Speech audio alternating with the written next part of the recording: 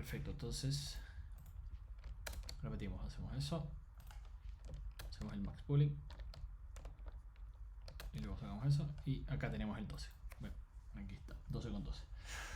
Perfecto. Entonces, básicamente, esas son las las capas principales y cómo llamarlas y los parámetros, los hiperparámetros que debemos especificar para poder trabajar con estas dos.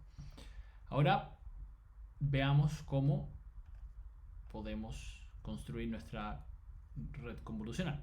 Entonces, para esto yo llamé acá, creé una función. Entonces, yo voy a llamar esta función cada vez que quiera crear mi red convolucional. Y me va a arrojar acá me va a retornar mi red convolucional.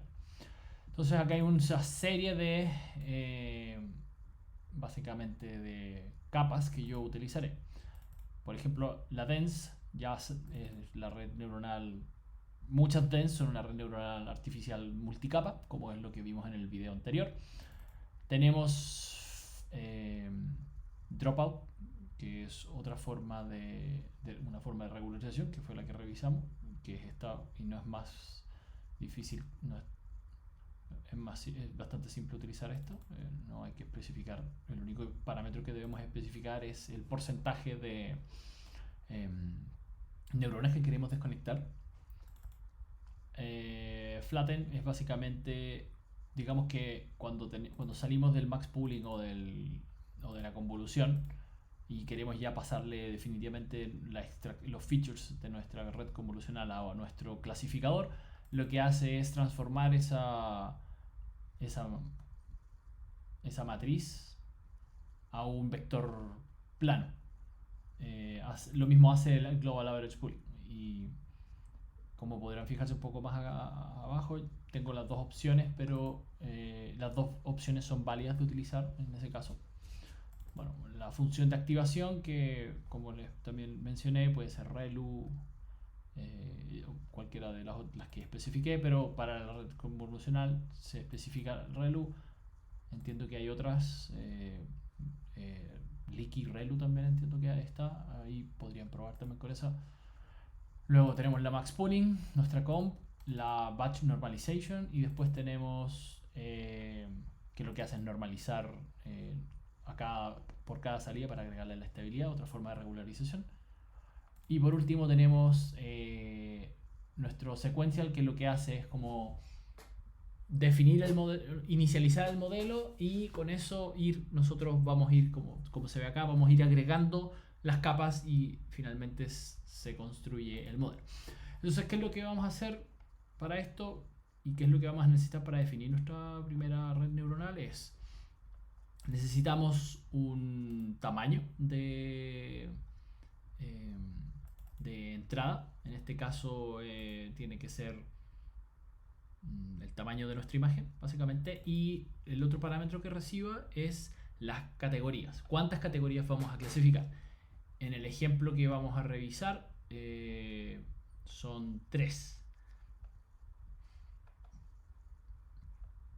Y en este sentido, el dataset con el que vamos a trabajar es un dataset de imágenes de ropa, las cuales son 3 categorías las que queremos clasificar.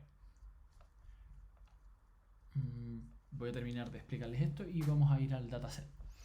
Entonces, ¿qué es lo que vamos? Inicializamos este ChanDim, lo que tiene que ver con el batch normal, con cómo va a recibir la información el batch normalización, la capa de normalización.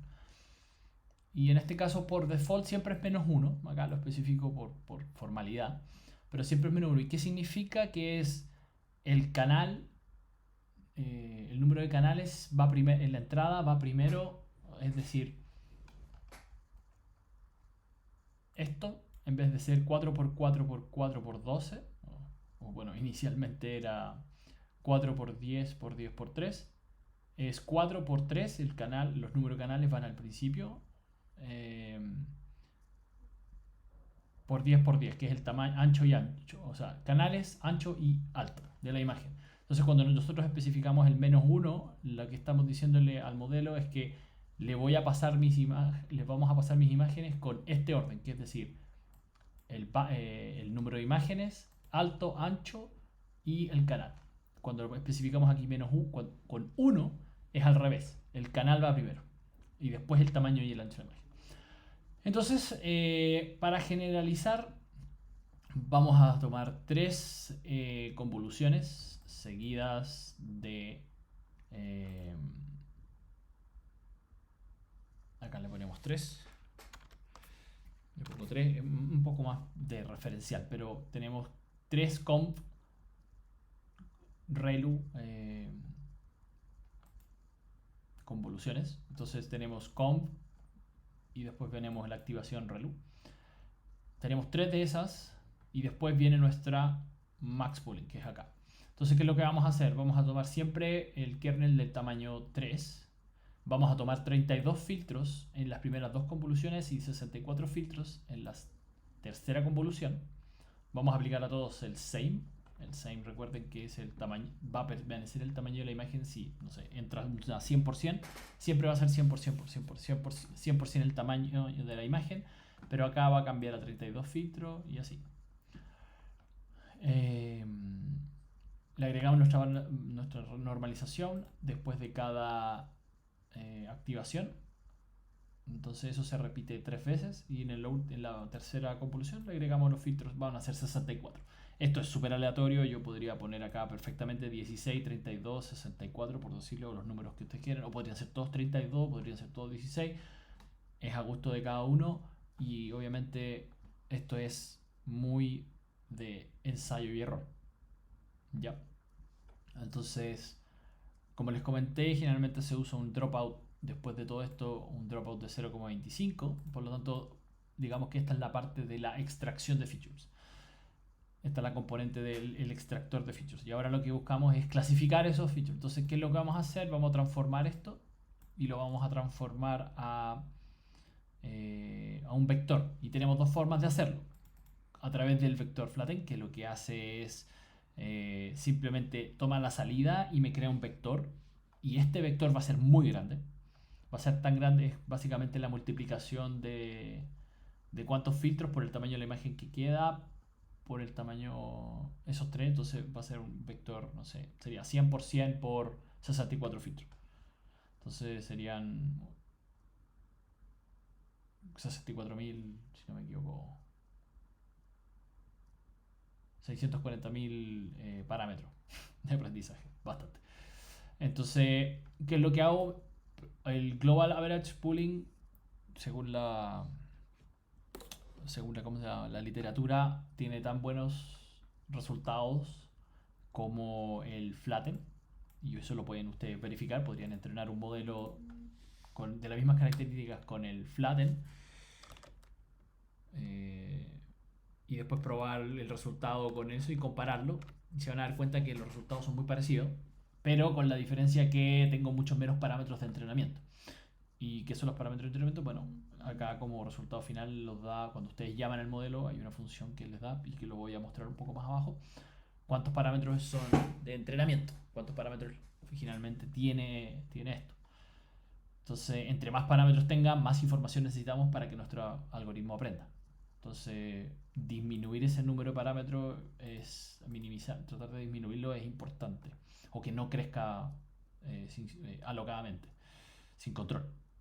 Entonces, la segunda parte, como les dije, entonces hacemos nuestro vector y lo que hacemos es, digamos que en la parte de clasificación, le agregamos 32 neuronas, hacemos la activación relu, la normalización, hacemos dropout 0,5, un dropout más agresivo ya en esta parte, como les dije, y después lo que hacemos aquí es la clasificación, donde este dense es el número de las categorías que yo acá inicialmente definiré, y en este caso van a ser 3.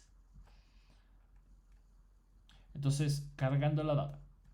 Ahora vamos a cargar la data, pero primero les voy a mostrar el dataset con el cual vamos a trabajar.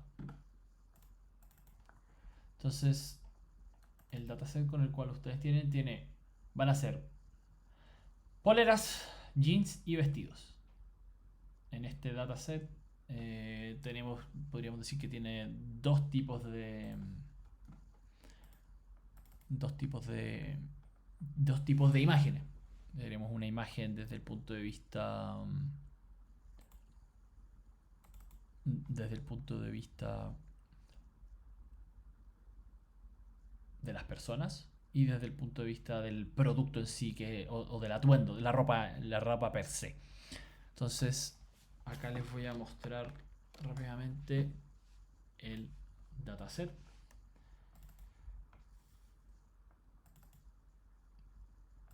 Y por ejemplo, acá ustedes pueden ver, por ejemplo, tenemos vestidos,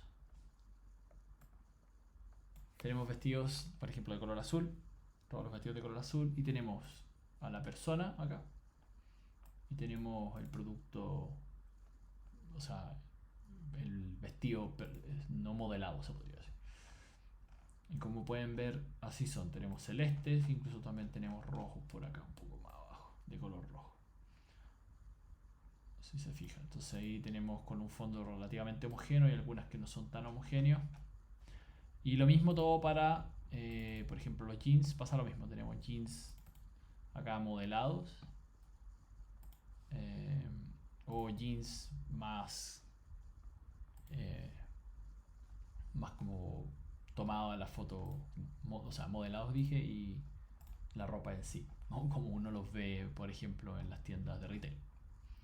Y acá tenemos los blue jeans y tenemos también jeans azules como negros. Y por último tenemos las poleras. Y acá tenemos poleras azules, tanto modeladas como no modeladas. Y también tenemos camisas, si se fijan. Tenemos poleras, tenemos camisas azules y rojas también. Entonces este es el dataset con el que vamos a trabajar.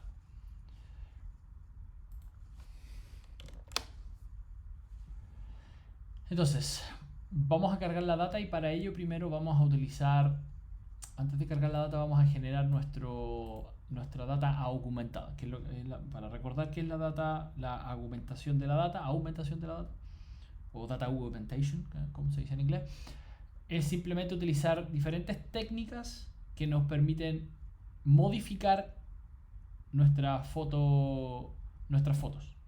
Entonces, ¿cómo lo vamos a hacer? Bueno, Keras tiene una funcionalidad que es el Image Data Generator, que lo que hace es, uno crea este elemento, y qué es lo que uno puede hacer, diferentes técnicas. Primero tenemos que reescalar nuestra imagen, así como cuando utilizamos en el caso de la red neuronal multicapa. Todas las redes neuronales necesitan información que esté entre 0. Esta también necesita estar la información entre un rango de valores entre 0 y 1. Por lo tanto, lo que vamos a hacer aquí es escalarla y al dividir por 250. Después lo que vamos a aplicar es acá una serie de filtros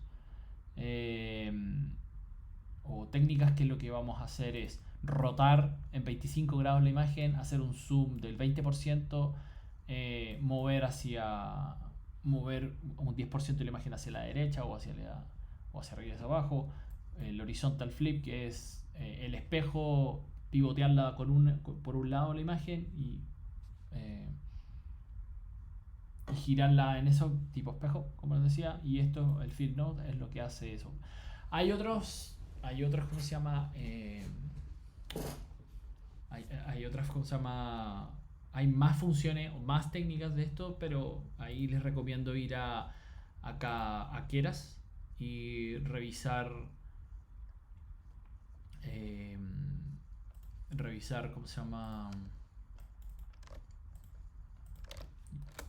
La capa del Image Data Generator acá.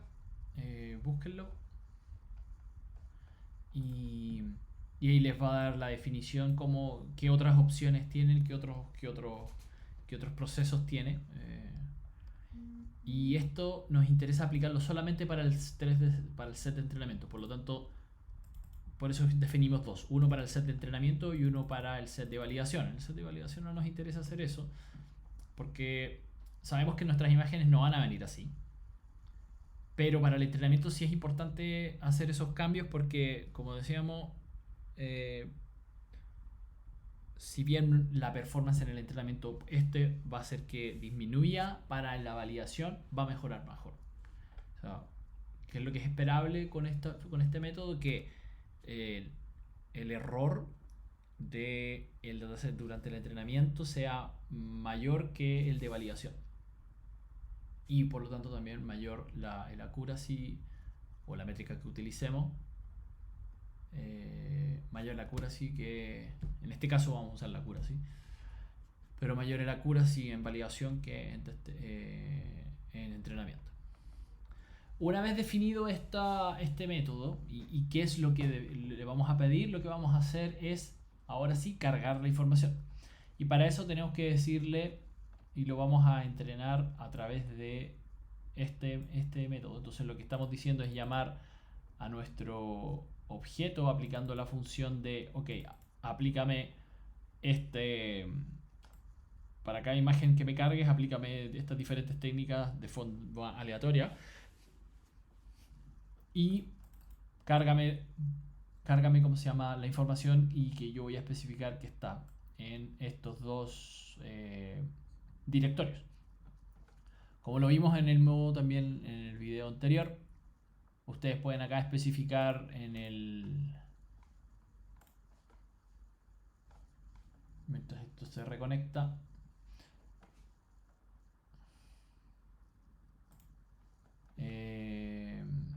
acá ustedes pueden especificar y conectarse no se me quiere conectar.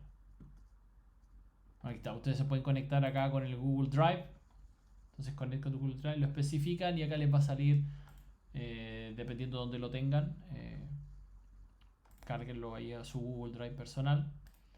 Y con esto ustedes van a poder especificar, cargar la información y decirle. Entonces, lo que les estoy diciendo, hay distintas formas de cargarlo, pero la forma más eficiente es desde que, o sea, en este caso tenemos un dataset alrededor de 2300 fotos. Y acá pueden ver, tenemos 1700 para entrenamiento y 400 para validación.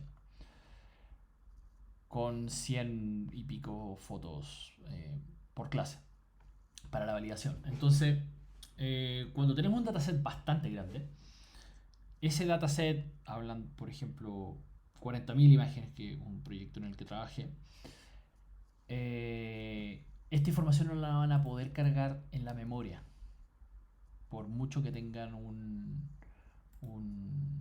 una máquina muy potente en la nube, no les va a caber. Por lo tanto, ¿qué es lo que hace esta función? Es que va cargando en la medida que va requiriendo el proceso de entrenamiento de las imágenes y se las va pasando por batch. Entonces, eso es como que yo cargara, le digo, ok, este es el directorio, estas son las fotos, cárgame de a 16 fotos en vez de cargarme las, no sé, 40.000 fotos, y me las va para allá pasando de poquitito. Es una forma más inteligente de trabajar la información. Y casi no tiene, incluso funciona con una mejor performance.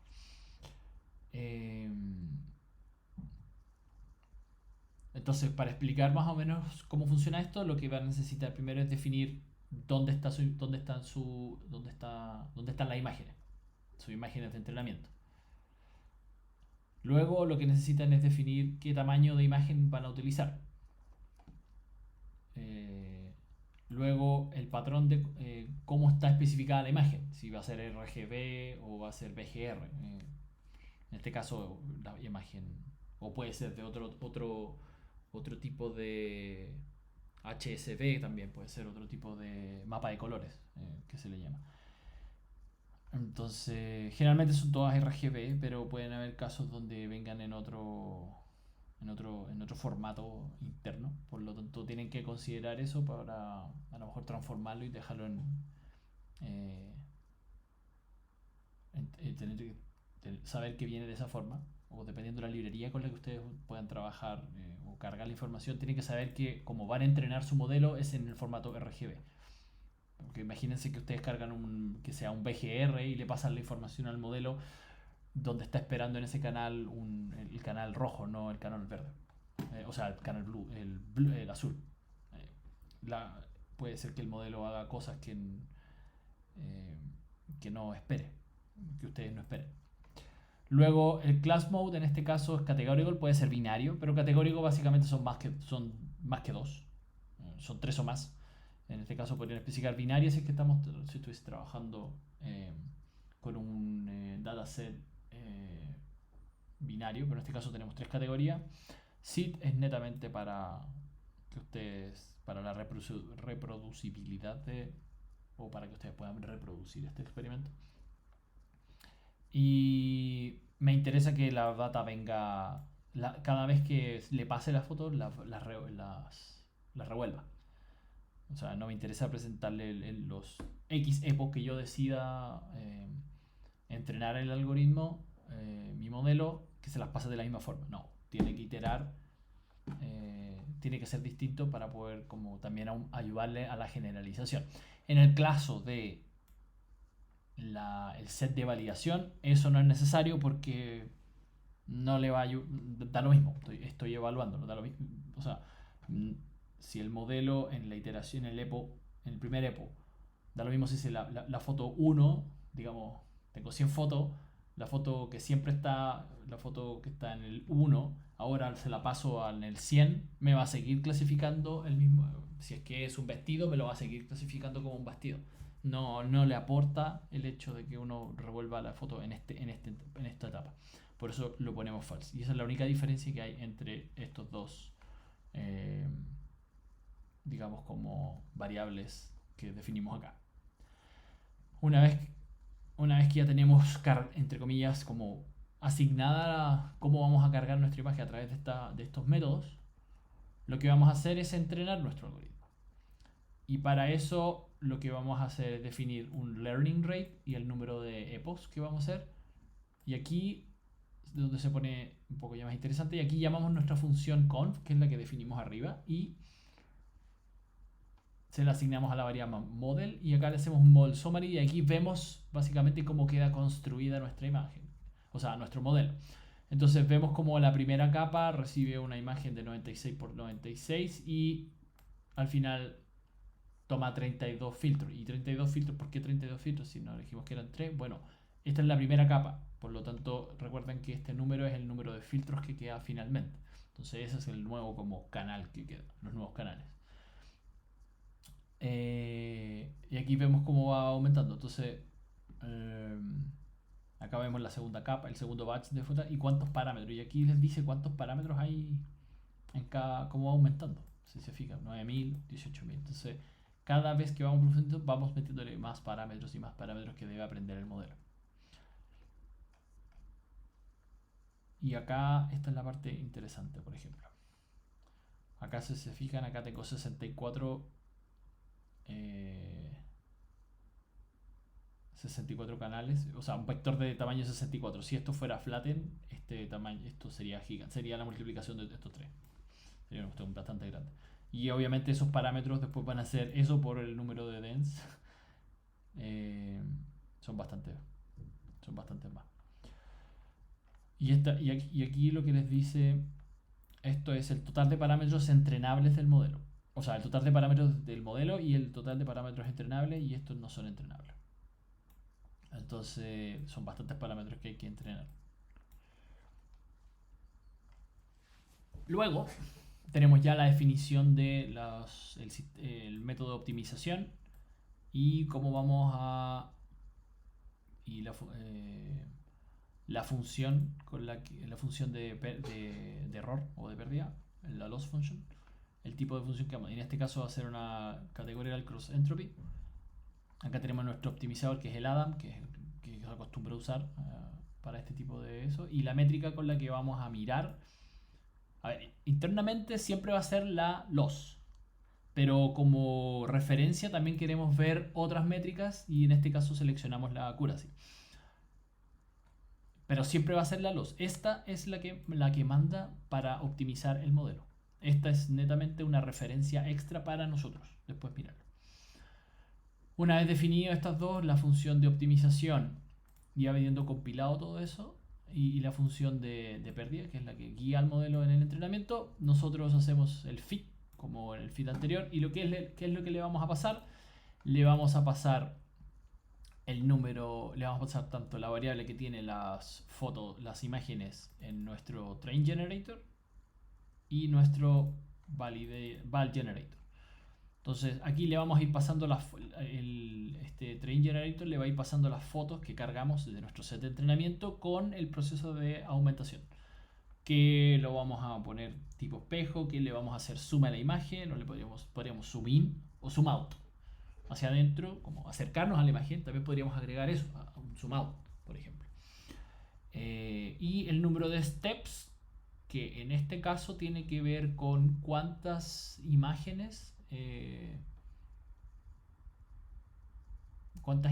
tiene por digamos, como yo definí una cantidad de batch arriba, cuántas imágenes le voy a ir cargando. Yo tengo que decirle, los steps son básicamente el número de batches que le va pasando a la imagen dividido por, o sea, el número de imágenes totales dividido por el número de batch que le voy a ir pasando. Y esos son los steps. Son como no es que yo vaya a pasar una imagen por cada imagen. ¿Me explico? Es como es como el batch size. Es como el nuevo batch size, se podría decir. En el caso de la red neuronal nosotros definíamos un batch size, pero en este caso, dado que le estoy pasando a través del train generator del proceso aumentativo y a través del flow from director le estoy pasando un número de imágenes, tengo que decirle, oye, actualízate ese número de batches. Y una vez definido eso, entrenamos nuestro modelo. Y como ven acá, yo ya lo entrené y aquí empieza a aprender. Lo corrí por 25 EPO y bueno, tenemos el accuracy y el loss.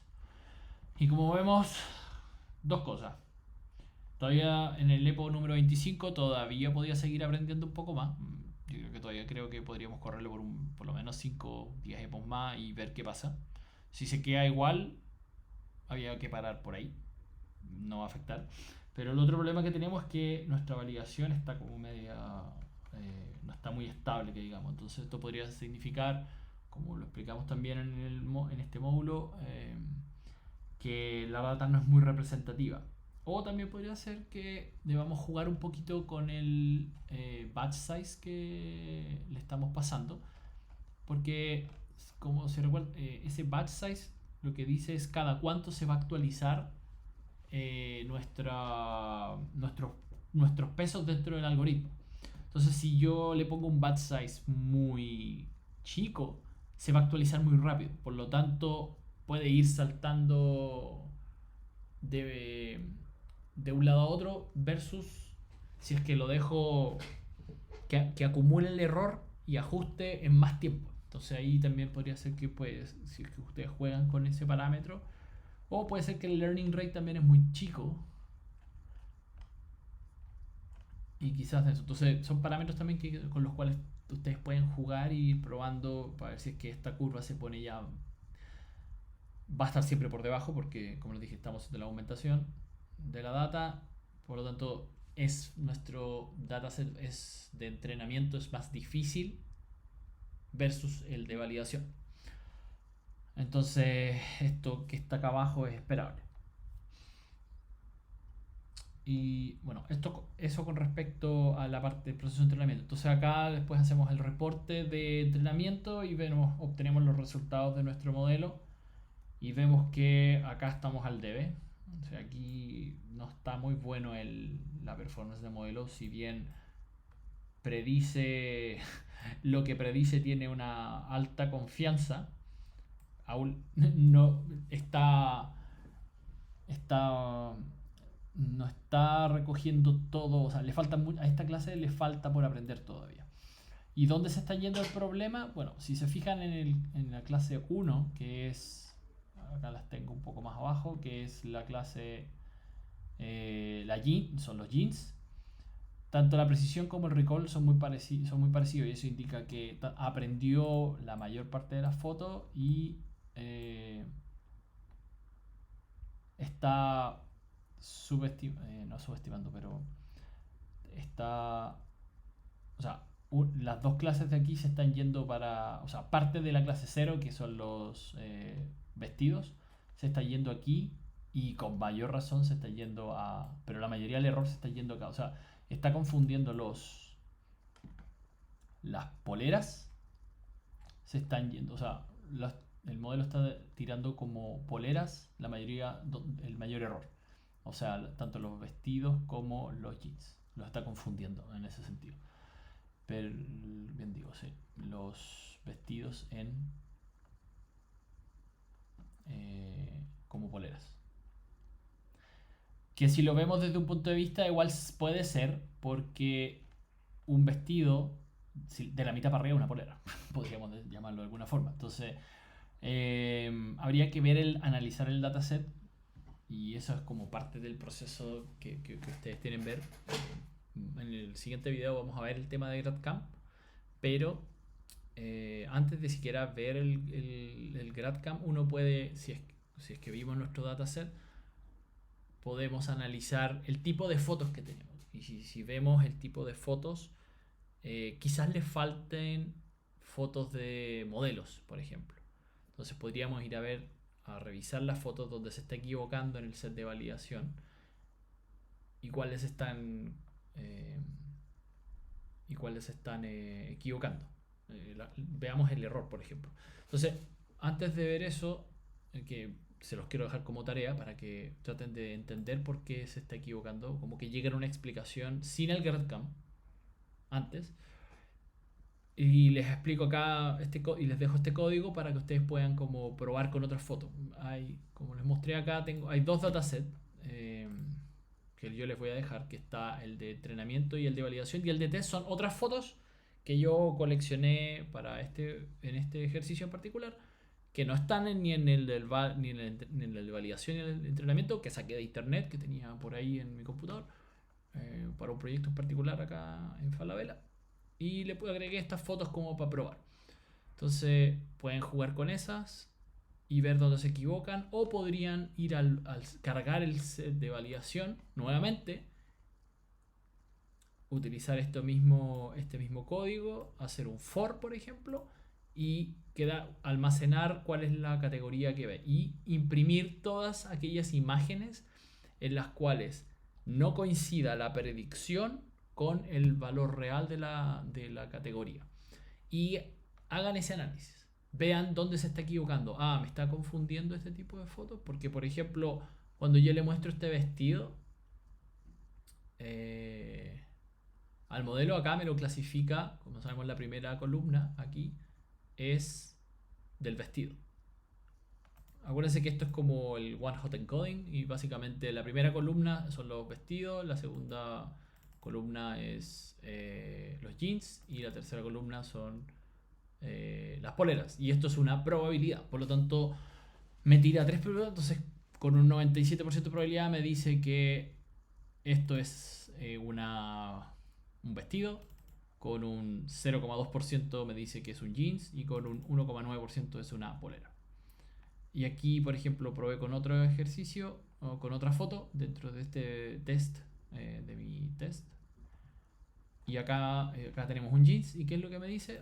84% de jeans. ¿Y qué es la segunda que le sigue? Cree que es un vestido también. Pero al final lo que uno se queda es con esto. O sea, alguna práctica, dependiendo también obviamente de su aplicación. En un proyecto en el que, este tipo de proyecto que yo trabajé que acá en Falabella, nosotros decidíamos que sobre el 60% aceptábamos como esa categoría efectivamente es lo que está diciendo el modelo, y si no es esa, hacíamos una combinación de otras categorías. Ciertas categorías combinadas podían permitirse considerarse como una.